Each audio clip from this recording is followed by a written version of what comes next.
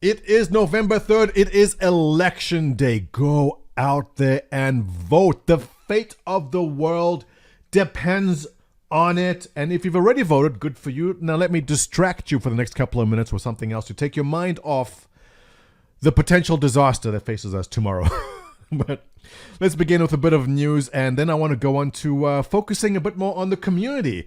More often than not, CIG tends to, I don't say ignore, but pay less attention to the community on Spectrum because they focus a lot on streamers and big YouTube content creators.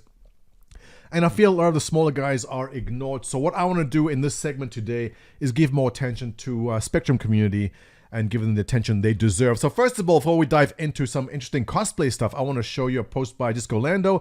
He's asking for questions about the vehicle experience, which has a Q&A on Friday at 8 a.m. Pacific. He says, we'll have members from the vehicle experience team on the show to answer your questions in a general Q&A about daily operation of vehicles in Star Citizen Persistent Universe. Go. All right.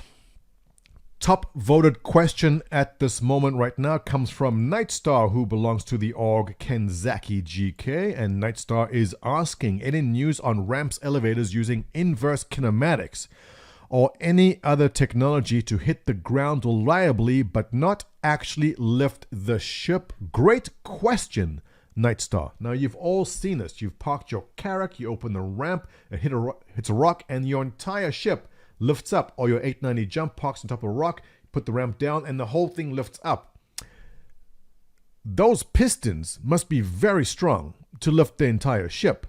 So the question is there a new system coming in where this will stop happening? Interesting. Be curious to see that. Next question up there is from Shadow Nova, who asks, what is the status of the vehicle permission system? It's been a while since we last heard an update. Thanks.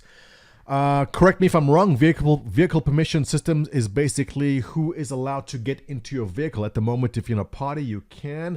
But let's say you have a Idris or a Javelin or the Bengal carrier and you have a bridge. Should anyone on the ship be allowed to open any door and enter any part of the ship?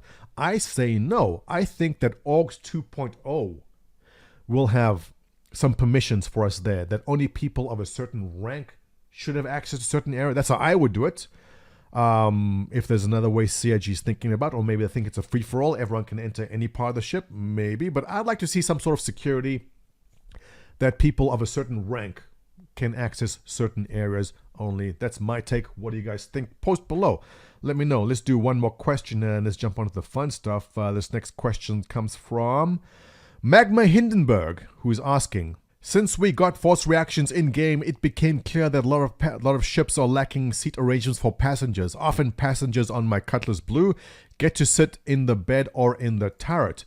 Do you intend to rework some of the ships and add more seats? Or make it an extra module you can add in the game? It should be possible to put 4 extra seats in the Pisces cargo area, for example. Great question there, Magma Hindenburg, and I would say no.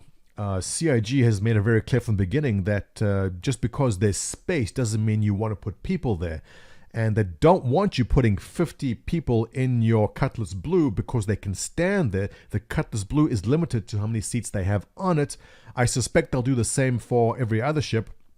If you're pulling too many Gs, people can die. They want you to transport people in ships which are made for transport, not just randomly put people anywhere. So I don't see them putting extra seats in places that are empty. I see them wanting you to use ships that are meant for transport to do their job.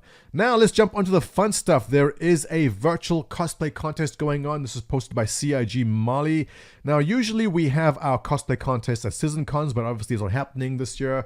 This is from, is this the one from the UK or is it from Germany a couple of years back? This guy in the plastic bag, we all thought he was going to pass out because it's all fogged up inside. That was funny, but that guy in the army in the middle there won that one.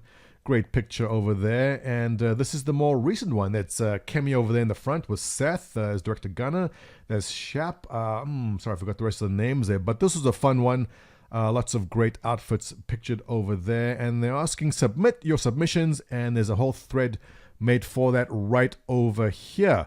And I gotta say, the submissions get better and better every single year. Some of these are mind-boggling. Check this out. Okay, this comes from Diabolus, who belongs to the Galactic Haulers Guild, and I don't want to call a winner. I think it'll be pretty insane to have an acceptance speech already made before the votes have been taken. But this is spectacular work. Not only is the armor amazing, but the gun too. The rifle there, I forgot the name of the model, but check it out. He has 2 dogs and a pile of wood. You, sir, live in paradise, and you can also transport boxes. This armor I've seen before in pictures. You've probably seen them also. I would have thought that was an in-game shot. If you told me that was cosplay, I'd have a tough time believing that. It looks like it's in-game. It's that good.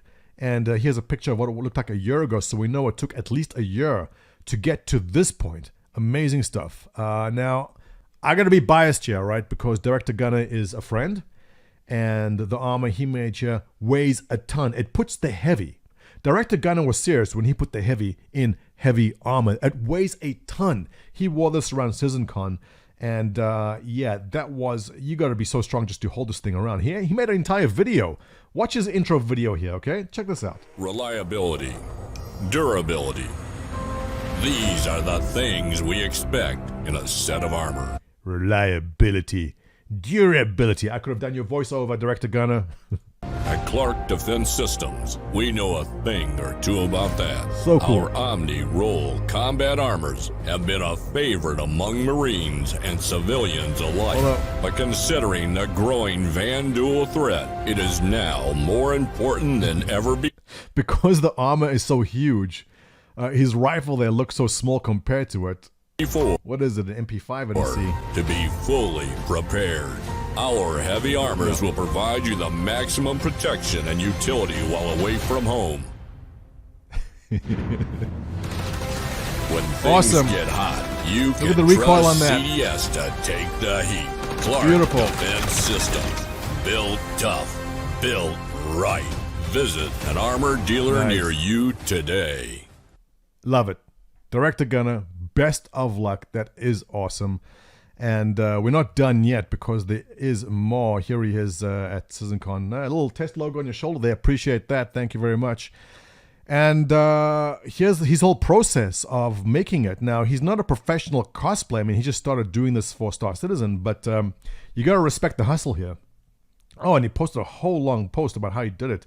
Amazing work. And not to be outdone. Now, Kin Shadow, I remember, had a spectacular cosplay in the 2016 CitizenCon in LA, and not to be outdone by anyone else. Check it out. That is amazing. And the gun, too. Awesome. This is a tough competition. Look at the details on that. It's even got lighting in the mask itself. That is crazy. Not to be outdone by the front. The back has all the tubes and everything going into it. So much attention to detail. I hate to call this earlier, right? But this is definitely between Kin Shadow, Director Gunner, and Diabolus here. Definitely. But let's take a look at the rest and give them a quick shout out here because Calamity is a bartender. Okay, nice. I don't know what that is. We have FOX here, who's stuck on his black trench coat and is holding his favorite airsoft gun, who is a mercenary. All right, nice enough. Oh, I take it back. We have a winner. We have Pico the Penguin on a skateboard. I take it all back. You, Horton Hustle, are the winner of the competition. That's pretty funny. Who's this? Carter says this is the uniform of a corporation, the Imperial Starfleet of Austria. Austria, eh? Let's put another shrimp on the barbie. And here we have Gel. What have you done? You've made tattoos, I guess. Okay. Oh my god! Ah, my eyes! Ah, my eyes! What the hell, man? This should be some no safe for work tag on this. Holy! Assuming you don't have any health conditions, get a sandwich, my man. Here we have an award for Father of the Year. This guy made a replica of the F-7C cockpit for his daughter. Although, what is this? A cockpit for ants? She will outgrow this within the year, so I suspect he'll have to remake this bigger in his next build, but that is awesome. Good for you. Here we have a guy in a Mandalorian armor who is very handsome. Here we have, I'm not sure what this is, Constantine Crate. I mean, are these photoshopped onto your face? Besides sticking an RSI sticker, did you sew something onto your jacket? I don't know what this cosplay is. Besides the guy looking cool because, yeah. Here I have another guy in armor. Now, kudos to all you guys who put together armor. I understand the frustration and amount of work that goes into creating these. So this is awesome. And you can just tell by the way this guy poses that his wife is in the bedroom. She goes, honey, come to bed. And he goes, I'll be right there. I just want to slip into something a little more comfortable. And he comes out of the washroom wearing that because it is just hot. You can see that it is exactly what he does because it's what I would do too. Oh, the Halloween masks. Okay. I didn't know that people had time to make these already. Very cool. That is amazing. Good job there. Here we have a rugged gentleman smoking a cigar who stuck some patches on his jacket. And, oh, look at that sultry pose. Yeah. Work it, Razor. Work it. I like it a lot. Yeah. I like the pose. Good for you. Stardale. Yeah, okay, this competition is going to be closer than I thought. Stardale here may take it. I mean, he's got a cup of coffee, and he's definitely look like a miner there. Okay, you bought yourself Pico the Penguin, and you live in Alberta, I take it. Farasalt, who belongs to Test Squadron. For a second there, I was going to say it's Astropub, but then it didn't look right. And no, it's not Astropub. It's Farasalt playing Astro... Is that what you're trying to do? Character Operation of Pub Runner. Yeah, it is. Okay, that's funny. Astropub is a historian of Star Citizen and a streamer. Check him out at twitch.tv/Astropub. And I guess he's copying his look there. So that's kind of a meta thing going on there. Very funny, Farasalt. Good for you. Oh! Look at that. The Van Duel masks are out already. That was pretty fast. Oh, this is Axe Handler, who belongs to no org. Made himself the Van Duel mask. Not bad. Not bad at all. I'm impressed. How did you make that? Let us know. ZPS Spectre. Okay, I see the miners are going to have a tough competition between themselves there. Good one over there. There's a helmet. Another mask. Nicely done. And I think that is basically it. Looks like Photoshop stuff. All right, guys. So good job there, everyone. Looking forward to seeing who can win this. I think we have a pretty good idea of who the top 3 will be. But post your favorites below. Let me know. If you enjoy my content, let me explain what you need to do. First, you got to thumb it up, right? Then you got to subscribe, ring the notification bell, and your comments below are also great.